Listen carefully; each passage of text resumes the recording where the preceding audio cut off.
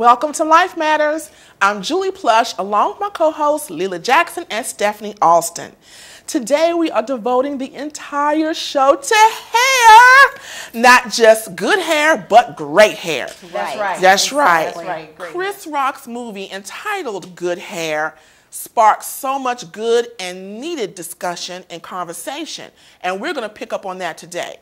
We want to share our hair stories, the good, the bad, and the ugly. And we got them all.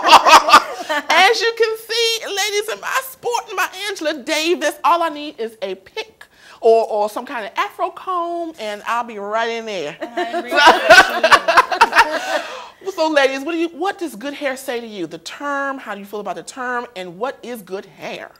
When I think about good hair, or at least what the term denotes, is, hair that's easy to manage. You don't have to do much to it, for it to behave or what have you. But of course, throughout history, our hair, being from African descent, it doesn't lie down like we want it to or like other people think it should. So our hair, therefore, is not good. And I don't like the term. No, I don't like it either.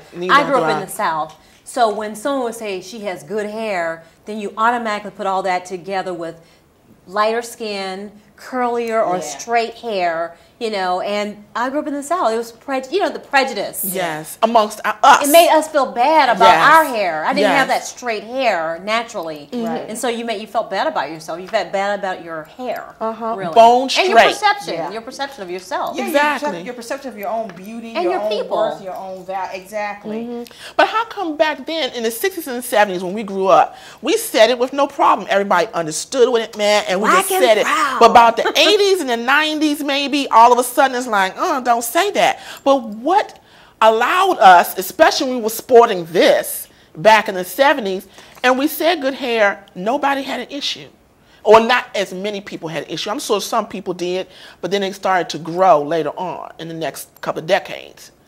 I think personally because we just accepted it because it said, for so many years, so many centuries, we just kind of accepted it. Well, if you're light or white and you have straight hair and, you can just wash it and get out of the dryer or get out of the shower or whatever, just go with it, then you had good hair. So we just accepted it. But this is a new generation now. This is a new era. And our definition of what we look at as being beautiful and good is changing. Right. Yes, it really is. Yeah. It really is. Yeah. So what fascinates you about this whole discussion about hair and good hair and our self-image and our self-esteem? What fascinates you about it? Well, the Bible says your hair is your glory. Yes. Yeah. So we care about the way we look, the way we present ourselves. Even me in my government job, I'm thinking, should I wear braids? Should I wear a weave? I'm actually spending too much energy. I'm putting too much energy thinking about how should I wear my hair to my job. I'm worried about the perception of what people will think about me if I wear my hair curly, kinky, long, braids. I've yet to wear my hair in braids in my government job. Yeah, and you and I work together, and it's the same situation. I feel like the people on our job would not feel comfortable if I came in wearing this. No. Not at all. I don't feel comfortable with you wearing Now let's explore that. Why aren't you comfortable with my Angela Davis style? I mean, a lot of young men are coming back to this now. Like, comb it. You have to pick this, dear. You can't comb this one. Did you ever wear a fro? What? Did you ever wear a fro? No, my mother had that's me what to you be didn't straightening my hair. My hair was straightened. Well, I had a fro for a very short period of time because my hair didn't naturally go to this style very easily. Yeah, I did it, but it didn't work as well. And you teach them. Oh my God! I remember the first time I tried to get a fro. I think I was in some kind of talent show in elementary school. And we all decided we were going to wear our hair in afros and bandanas. My hair just would not stand up. I mean, I washed it and I put a few rolls in it. I didn't straighten it, but when I got to school, it was just like, and the so that means you have good hair. No, what? Good hair. And when I got to school, the girls were. I think the problem at that time, my hair was long, so it was too long to be in an afro.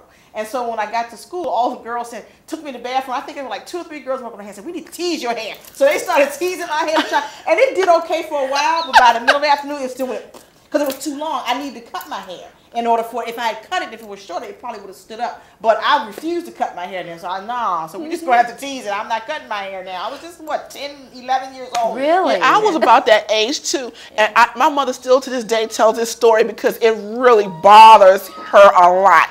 That my 2 aunts were revolutionary in the 70s. They were older. They were in like their late teens, early 20s.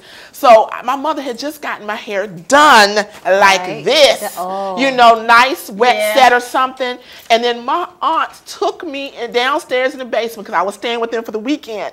And next thing I know, my hair was in a fro. They wanted to revolutionize. Go from that to it wasn't dead straight, but I mean, I didn't have a perm. Because I was only 10 years old, 10, 11 years old. So they were able to put my hair in a fro, and my mother was like, "Oh my God, what did you do to her hair?" She didn't like it. She didn't like it. Yeah. Especially after she just paid money to get my hair done. Yeah. No. But you'll find that a lot of people in our mothers and grandparents' generation, they don't like that. You know, when our hair really looks ethnic, you know, so to speak. A lot of them don't. Some of them do, but a lot of them, like, you know, it's too nappy.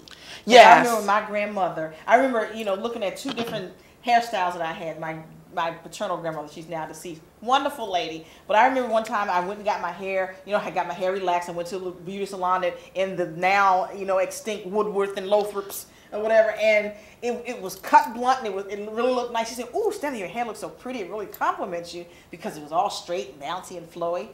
And then maybe a couple of years later, I got braids, and when I walked in, she was like, "That's nice." She said, "But you're gonna have to wear a lot of makeup." You know, because my hair, you know, she didn't have that same reaction when my hair was straight and down in my face. Interesting. But because I had the braids and now you could really see my face, she apparently didn't think I looked as attractive, you know, with the braids. Because otherwise, why would she have made the statement that she thought I need more makeup? Well, I have to say, though, when I wore braids, and I've worn them many times over the years. Yeah, me too. I do focus on my makeup a little bit more in the workplace. Really? No, I never did, and I only wore braids once, and I was younger. I was early in my career, and I did get warnings about wearing the braids, so I wore them for a very, very short time. And at that time, I didn't care how my makeup looked. I wasn't old enough to really understand that. Right. But I did understand that the older ladies there said, you know, you can't wear braids in the workplace. And this was in the early 80s. Okay. Yeah, and even now, I mean, you know, and this was of course an African American woman telling me this, and then now I'm still getting you know, little snide comments where they'll talk about my hair. It was almost like this was a piece, and it's like a Shirley Temple, but it's curly all over. And I heard little comments about that, saying it's a little kinky, and yeah, I'm like, okay, and I still wore it. I didn't care. Yeah, that is interesting. Because it wasn't this. It was kind of like this, only curled very tightly, but it was curled.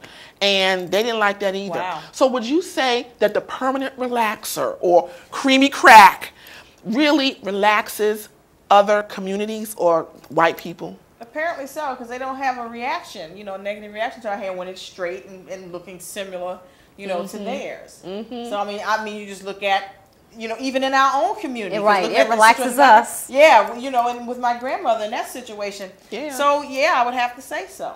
Yeah. Now, what would you think, Leela? I agree with you. I was in the 90s. The Marine Corps allowed us to start wearing braids, and I'd always worn my hair curled, like similar to this. I'm wearing the same style for 25 years, so I need to work on getting a new hairdresser. But at that time, we were able to wear braids. So I prepared my supervisor with the fact that I was going to start wearing braids. So I went in and I said, now that this Marine Corps order is out, I am considering wearing braids because it will save me a significant amount of time when I work out. Because, you know, as you know, for those of us who work out, it's a hassle. If you work out in the middle of the day, you've got to come back, blow dry your hair, curl it, or if you don't have long enough hair to put in a ponytail. Exactly. So I braced them, and then I found a hairdresser, a braiding expert. I found a place that's all they did was specialize in braids and understood English, so I could explain exactly what I wanted, and you know, I wanted to present a professional look. And I've got pictures of my hair. And when I went into this is my bad experience. Okay.